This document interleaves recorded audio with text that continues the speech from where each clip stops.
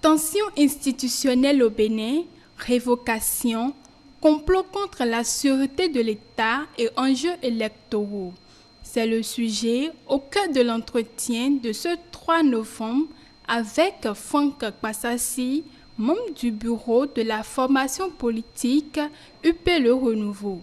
L'invité de Maël Lawson en réponse à l'affirmation de Ousmane Batako selon laquelle les tensions récentes observées au sein de l'arène politique font que personne ne respire et il faut laisser la démocratie respirer. Le militant du parti Union progressiste Le Renouveau pense que ces tensions constituent l'expression des ambitions vers la fin du régime en place.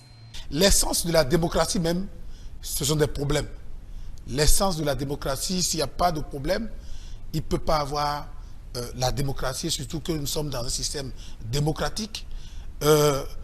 C'est ces problèmes, la résolution de ces problèmes, l'engrenage de ces problèmes qui crée un peu le bien-être, la justification, tout ce qui est justificatif au niveau de la démocratie. Je dirais que c'est logique que nous puissions, à cette étape de la gestion du pays, je ne vous rappelle rien, je me souvenais juste que nous sommes à la fin du deuxième mandat constitutionnel du président de la République et je peux dire son dernier mandat.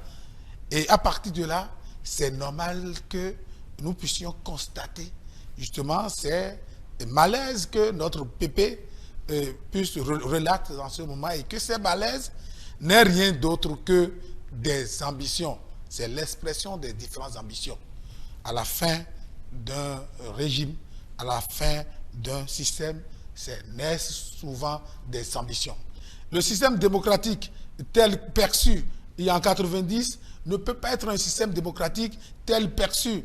Nous sommes en 2004, non, parce que la démocratie, elle est dynamique, elle n'est pas statique. Une démocratie statique est une démocratie morte. La tentative du coup d'État en République du Bénin est un mal majeur qu'il faut lutter contre en promouvant la culture de la citoyenneté et de l'éducation politique dans toutes les couches sociales.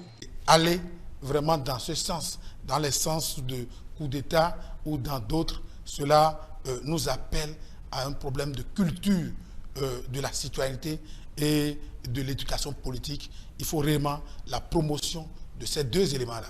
En tant qu'ouvrier qui travaille sur un chantier de justice, chantier de démocratie et chantier de présomption d'innocence, je préfère suggérer que la justice puisse faire son travail pour nous permettre fondamentalement de faire la lumière sur ces différentes infractions auxquelles nos compatriotes sont accusés. Sur ce même plateau, Franck Bassassi, membre du bureau du parti Union progressiste Le Renouveau, est revenu sur les raisons de la révocation de la directrice administrative du parti. Une révocation due à des fautes administratives constatées, a-t-il précisé.